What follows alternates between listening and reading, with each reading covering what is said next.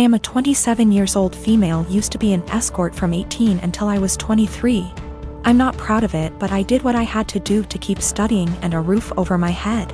That's how I met my now fiancé, though he was never my client. We began to date when I was 25, and 3 or 4 months after that his brother-in-law exposed me. No idea how he found out, because there's no way my fiancé knew, and thus we had to come clean in front of his whole family. Yes, I did that. Yes, he knows. Yes, he doesn't care. It was 2 years ago. At that time, we got over it. After that there was a span of 3 to 4 months in where my mother-in-law and some of my fiancé's aunts and cousin police their husband when I was around. It was really weird tbh, because this dudes were like 40 to 60 years old and I wasn't that desperate. So my fiancé shut their bullshit hard, and even when his family still gives me the side eye from time to time, we thought it was behind us. He proposed last year, and 5 months ago we found out that I was pregnant. We were really happy about it, and we told his family as soon as we knew. His sisters and young brother were happy for us. But his mom took me aside and begged me to be honest with her and asked if this was really my fiancé's child. I was taken aback, but I just rolled my eyes and said yes. She gave me some shitty speech about how she only wanted to make sure, and that she was happy to be a grandmother. Well, last weekend we were at his parents' with his family and some of his friends, and we were talking about the name. How he might look, small talk. We will love him regardless, but there's always some, oh, I hope he gets your nose. MH, I like your eyes. I hope he gets them. Comments. And my father-in-law said that he and his children have a birthmark in the inner tight, and that even his grandchildren, one of my SIL's kids, got them, so our baby might too. And then he said, but how can we know from who he got it? It may as well be from me, my boy, or my brothers. And he and his brothers began to laugh. My fiancé got mad, and before he could say anything I said, I don't get it, and my father-in-law was, yeah, because it runs in the family. And I said again, I don't get it. Why would he get it from you? And he began to get nervous and said, because you know, it's just a joke OP. And I said, but I don't get it, and you all laughed. Explain. It got to the point that some of his friends said, hey, it's not funny, so he excused himself and left. Later my fiancé's brother-in-law came to me and said that I was wrong for embarrassing him like that in his own house, and that I knew what the joke was about and of my past. I shouldn't be surprised. Now they're all demanding that I apologize to my FIL. My boyfriend's mom makes these amazing cookie bars. She makes them for the holidays and family gatherings, and people always request that she brings them. I asked for the recipe once and she laughed and said no, that it was hers and she doesn't give it out to anyone. I dropped it and never asked again. I started baking a lot during the pandemic. It's been fun for me in my downtime. I decided with my free time to try to recreate the cookie bars my boyfriend's mom makes. I pulled up recipes that sounded similar from online blogs and started baking and tweaking. It took about 5 recipes and batches, but I finally nailed it down. Her secret recipe ended up essentially being a cookie bar known as a Carmelita. I then decided to make it my own and improve it to my tastes. I used higher quality chocolate, made sauce with local homemade caramels, used flaky sea salt on top, vanilla bean paste instead of extract, added a pinch of this fantastic organic cinnamon I had on hand. The results were over the top delicious. My boyfriend declared they are better than his mom's, and he finished off half a pan in 2 days. He was FaceTiming with his mom Saturday and eating one. She asked what it was and he said, one of your caramel bars. Joe found a recipe online but made it even better. She lost it. She started yelling about how awful I was for making her cookies and how I had no right. He told her that she was overreacting and quickly ended the call. She started blowing up my phone with nasty texts about what an asshole I am. I explained to her that I found the recipe I used online where it was very public. I had actually tweaked that to make it more my own, and that I wasn't ever planning on bringing them to an event she's at, so I did not see what the big deal was. She didn't care. She called me names and told me I was wrong for baking a recipe that I knew was similar to hers. She isn't speaking to me or her son. While I don't think my boyfriend should have made the comment about how I made it even better to his mom, taking that out of the equation, she thinks I'm an asshole for even making them to begin with. I disagree, but from the texts from her and a couple other family members of hers, they think I crossed a line. This all went down about an hour ago and my wife is still crying in our bathroom with the door locked. Backstory, we had our son, now 11 months old, while my wife is in residency. She took a few weeks off before giving birth, and then went back to work a few months after. While I transitioned my hours to part-time so that I could stay at home and raise our son, my mom moved in with us shortly after the birth in order to help out, which allows me to get in a few hours of work per day and also not get swamped with taking care of the baby / housework.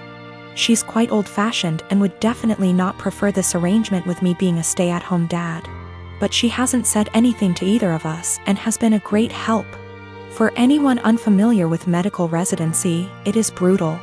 My wife has just over a year left. Sometimes she comes and goes for 1 to 3 days and our son is asleep the whole time she's home, which has been happening more as his sleep schedule shifted to sleeping through the night. My mom and I make sure that when she's home and the baby is awake, my wife gets him 100%. I know it's been hard on her, but unfortunately it's just going to be this way for another year. The first big milestone she missed was him rolling over.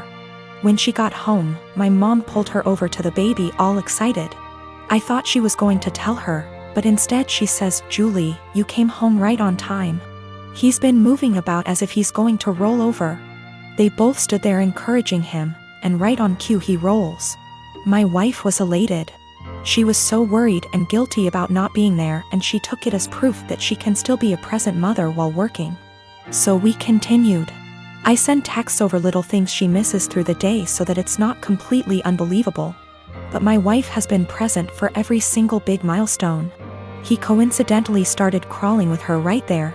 His first words were in front of her, and he began standing, cruising, and walking when she happened to be home. The walking one was difficult. There was a tough 7-day stretch where she just wasn't home during the daytime when he was awake. And his walking went from teetering to walking a couple steps pretty confidently in that time.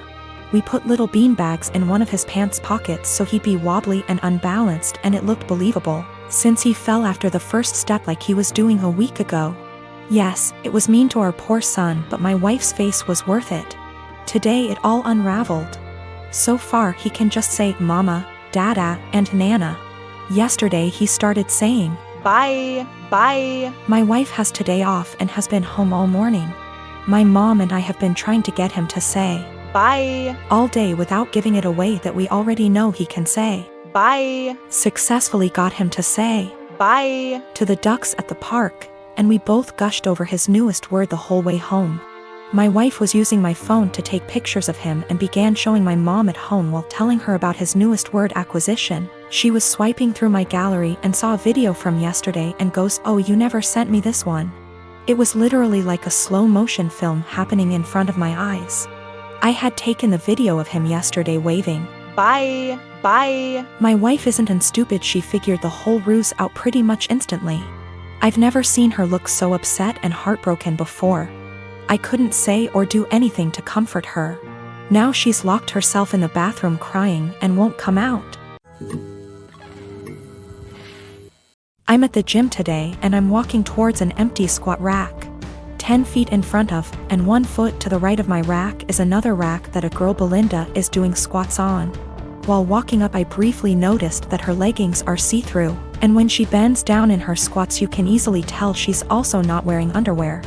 That's not my business, that's her choice. But it made me uncomfortable to take a rack that was kinda behind her. I had been waiting my entire gym session for one of these racks to open up, and this was my last lift before leaving. So I went ahead and took it. I went through my workout as normal. After every set I check my phone for 5 to 20 seconds. I track every single set for every single lift in a spreadsheet to note how much I lifted and for how many reps. Sometimes I need to remind myself what I did last week to make sure I'm progressing. Sometimes I'm just checking the time. Sometimes I'm changing the song on my Spotify. Tonight specifically, there was a very important basketball game being played, so I wanted to keep up with the score. So I use my phone a lot at the gym. I finished my 3rd set when Belinda turns around and walks up to me, with her phone up yelling, "What the are you doing?" Perv, stop pictures of me. I'm caught completely off guard, but I explain that I'm just taking notes on what I'm lifting. That I'm not paying attention to her at all. She's being extra loud so other people are looking at me, plus she's recording me, and she demands I go through my pics / vids to show her what I was recording, and I delete the ones I took of her. I try to again explain I didn't record anything of her at all. She's yelling that if I have nothing to hide I should have no problem showing her, so I insist on going to gym management. Once at the front we both explain our stories. She's still recording. The normal gym attendee asks me if I'm willing to show her, a neutral third party, my pics / vids. She also says if I have nothing to hide it's not a big deal and we can squash it right now. I refuse. I have my own uncensored pics in there plus those of my GF. I'm not gonna let anyone force me to show them for some bullshit. I do show her my spreadsheet which shows it's been revised over 15 times in the past 50 minutes. So that proves what I was using my phone for. That was received well, but they still expected me to prove my innocence. I told them they need to review the cameras. Apparently only the manager has access to them, so I was told he'd call me before the end of the night, in about an hour. My GF tells me I should have just let them look at my phone because she doesn't mind and it would have cleared this all up. But I mind. I get that someone wouldn't want someone taking pics of them. But violating my privacy to prove I wasn't taking pics of you crosses a line for me. Just talked to the manager. He checked the footage. He couldn't see what was on my screen in the footage. But he said it looks like I had my phone pointed towards the ground right in front of me the whole time. In his opinion, not high enough to even take a pic of her, and never angled in her direction. Apparently I was gonna get banned from the gym if the cameras didn't absolve me. And also I'm not the first person that has been accused by Brenda, but she legit had a creeper before.